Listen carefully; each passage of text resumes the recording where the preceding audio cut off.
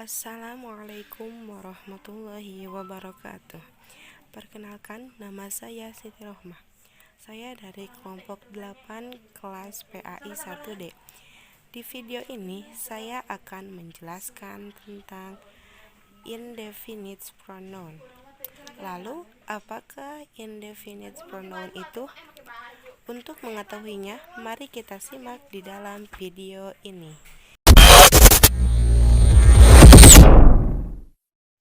Indefinite pronoun. Indefinite pronouns are used when we are not referring to any particular person or thing.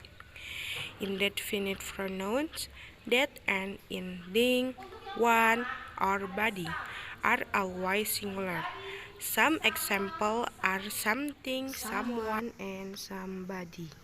Indefinite pronoun bisa diartikan sebagai kata ganti tak tentu. Kata ganti tak tentu digunakan ketika kita tidak mengacu pada orang atau benda tertentu. Kata ganti tak tentu yang berakhiran benda, satu atau badan selalu tunggal. Beberapa contoh adalah sesuatu, seseorang, dan seseorang. Kemudian terdapat macam-macam dari indefinite pronouns. Yang pertama ada any, anything, anyone, and anybody. Dan yang kedua terdapat some, something, someone, and somebody. Dan yang ketiga terdapat every, everything, everyone, and everybody. Dan yang keempat no, nothing, no one, and nobody. Dari 4 kata tersebut, any, some, every, dan nothing, kita tidak boleh asal memasukkan kata tersebut ke dalam kalimat, baik itu kalimat positif, kalimat negatif, atau kalimat interrogatif. Adapun penggunaan dari 4 kata tersebut, yang pertama anyone, anybody, anything, kalimat tersebut dapat dimasukkan ke dalam kalimat negatif dan interrogatif. Dan yang kedua terdiri dari someone, somebody, something. Kata tersebut dapat dimasukkan ke dalam kalimat positif saja. Kemudian yang ketiga terdapat no one, nobody, and nothing. Kata tersebut dapat digunakan pada kalimat positif tetapi mengandung makna negatif. Kemudian yang keempat terdapat everyone, everybody, and everything. Kata tersebut dapat dimasukkan ke dalam kalimat positif, negatif, dan interrogatif. Tetapi pada every, baik itu everyone, everybody, and everything, digunakan apabila seseorang lupa pada fungsi someone dan no one untuk apa. Jadi lebih aman kita memakai everyone ketika kita lupa pada fungsi-fungsi kata yang lainnya.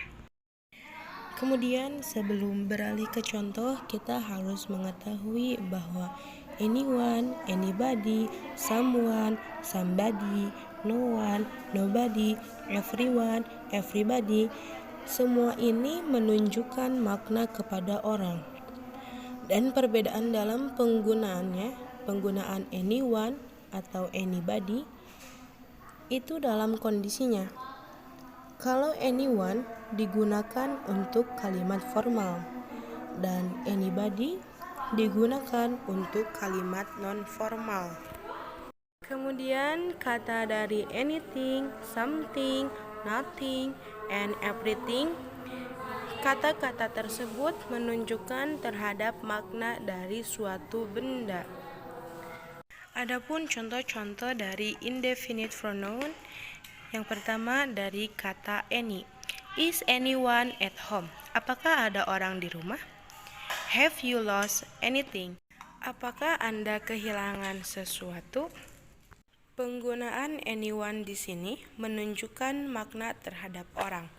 Dan penggunaan anything di sini menunjukkan makna terhadap suatu benda.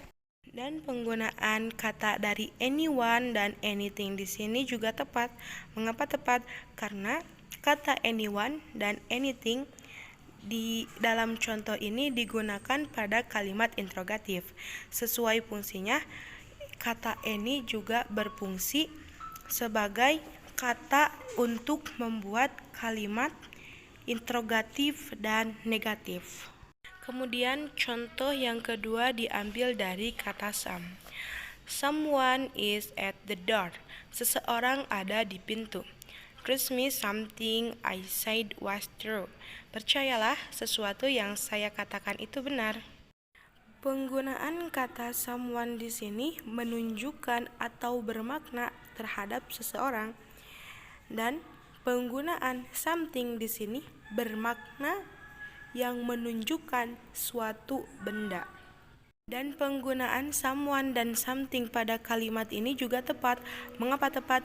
Karena kata some, baik itu someone, something, and somebody, digunakan pada kalimat positif. Selanjutnya contoh yang ketiga yaitu kata no. No one knows the way. Tidak ada yang tahu jalannya. There is nothing in the dishwasher. Tidak ada apa-apa di mesin pencuci piring.